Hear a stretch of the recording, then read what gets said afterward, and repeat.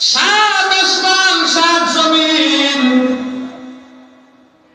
জমিনের যত স্থল রাশি আছে, যত বৃক্ষলতা আছে,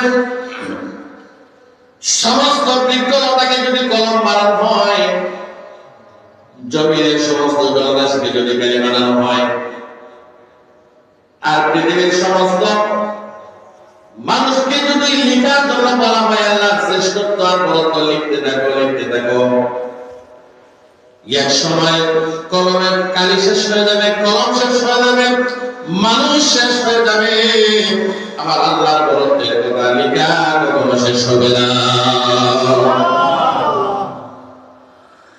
এত বড় মালিকের সামনে হাজিরা দেওয়ার জন্য যখন আহ্বান করা হয় আল্লাহু আকবার, আল্লাহু আকবার, আল্লাহ সত্যি বলো, আল্লাহ সত্যি বলো, রাসূলের সাহাবী আবার নিজের দামাত হযরত আলী রাদিয়াল্লাহু তাআলা আনহু মুয়াজ্জিনের কণ্ঠে আযানের দলে যখন শুনলেন, চেহারা প্রকাশ হয়ে গেল, চেহারা মুখটা বর্ণনা হয়ে গেল। সাহাবায়ে কেরাম জিজ্ঞাসা করলেন, আলী, জান্নাত জাহান্নামের কথা শুনলাম, তোমার চেহারার মধ্যে পরিবর্তন আসে না,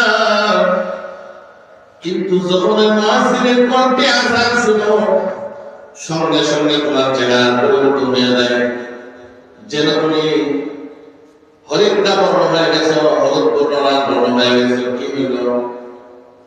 হযরত আলী বলেন, আযানের ধ্বনির মধ্যে তো একটা প্রভাব আছে।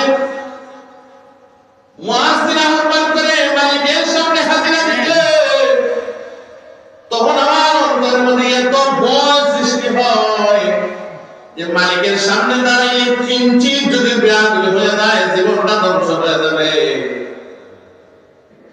আর এই বেয়াদবির ভয় হওয়ার কারণে আমার অন্তরে এমন কম্পন সৃষ্টি হয়, যার কারণে আমি আমার চেহারার মূল অবকাঠামোটি দেখতে পারি না, এই পরিবর্তন হয়ে যায়।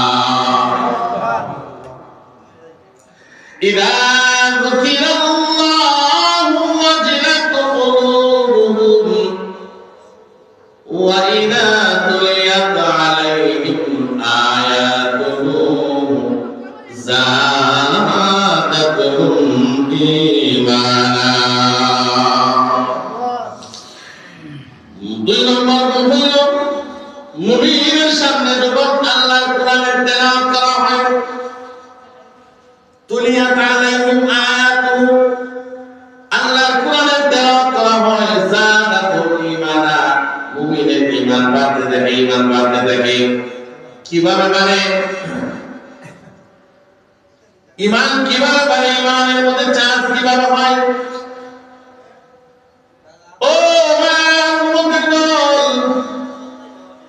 নবী আলাইহিস সালাম দিনের প্রচার করতেছেন, তখন হযরত ওমর রাদিয়াল্লাহু তাআলা ইসলাম ধর্ম গ্রহণ করেন নাই, ইসলামের বিরুদ্ধে চলন করতেছে। বেঈমান কাফেররা মেদিনে বসছে, আব্দুল্লাহর পুত্র মুহাম্মদ ইসলামের প্রচার করতেছে, তারা একদম ছোট না কে আছে এমন আব্দুল্লাহর পুত্র মুহাম্মদকে হত্যা করতে পারবে? সমগ্র আরববাসী বিভাগ কাফেররা কেউ সাহস করতে পারে নাই, কেউ দাঁড়াই দাঁড়ানোর জন্য সাহস করতে পারে নাই। হযরত ওমর তখন ইসলাম গ্রহণ করেন নাই, তরবারি হাতে নিয়ে বলেন, আমি খাত্তাবের পুত্র ওমর আব্দুল্লাহর পুত্র মুহাম্মদকে হত্যা করার জন্য আমি একাই বলেছি, আলহামদুলিল্লাহ। সবাই সমস্যা বললেন, তোমার মতন বীর পুরুষের দ্বারা এটা সম্ভব, তোমার দ্বারা সম্ভব, সুতরাং না, আব্দুল্লাহর পুত্র মুহাম্মদের মাথা নিয়ে আসো। হযরত ওমর রওনা দিলেন রাসূল সাল্লাল্লাহু আলাইহি ওয়াসাল্লাম মাথা নিয়ে আসার জন্য। রাস্তার মধ্যে রাসূলের সাহাবী দেখতেছে, ওমর তরবারি নিয়ে দেখতেছে, ডাকে বলে, ওমর কোথায় যাইতেছো? দেখতেছে আব্দুল্লাহর পুত্র মুহাম্মদের মাথা নেওয়ার জন্য। সাহাবী ডাকতে বলেন, ওমর তুমি আব্দুল্লাহর পুত্র মুহাম্মদের মাথা কাটবা? বলে, হাসির পুত্র আব্দুল্লাহর পুত্র মুহাম্মদের পুত্র যারা আছে, আত্মীয় স্বজন যারা আছে, তারা কি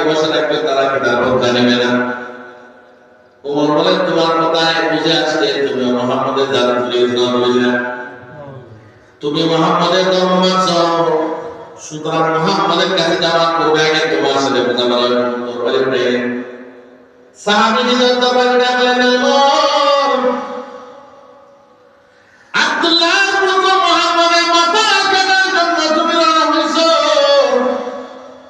তুমি আগে তোমার নিজের ঘরের খবর নাও। তোমার বোন ফাতেমা, তোমার বোনের জামাই ফাতেমার স্বামী, তারা আব্দুল্লাহ পুত্র মুহাম্মাদের দরবারে মুসলমান হয়ে গেছে। এখন ওমরের রাগ নাই, মানে কি বলে আমার বোন আব্দুল্লাহ পুত্র মুহাম্মাদের দরবার মানবো, হতেই পারে না। বলে হ্যাঁ বলে তোমার বোন ইসলামের কথা বলছে। তাহলে ঠিক আছে, আগে আব্দুল্লাহ পুত্র মুহাম্মাদের কথা নেওয়ার আগে চলে যাবো নিজের বোনের বাড়িতে। বোনের বাড়ি থেকে রওনা হয়েছিলাম দ্রুত। বোনের বাড়ির দিকে রওনা, ওইদিকে বোন আর বোনের স্বামীকে রাসূলের আরেকজন সাহাবী কোরআনের শিক্ষা দিতেছেন, কোরআনের তালিম দিতেছেন। যখন দেখতেছেন কোমর তরবারি নিয়ে আসতেছে, যে সাহাবী কোরআনের শিক্ষা দিতেছিলেন ওই সাহাবী দরজার আড়ালে লুকায় গেলেন, আত্মগোপন করলেন। বোন আর বোনের স্বামী উমরের অপেক্ষা ঘরের ভিতরে আসিয়া কোন কথা নাই, শুধু আঘাত করা শুরু করেছে। বোনটা সামনে আসছে, বোনের স্বামীটা সামনে আসছে, বোনের স্বামীর গালের মধ্যে এমন সুরে কাপড় মাঝে সর মারছেন, যার কারণে সর দিয়া ফাতেমার স্বামী জমিনের মধ্যে পড়ে গেছে।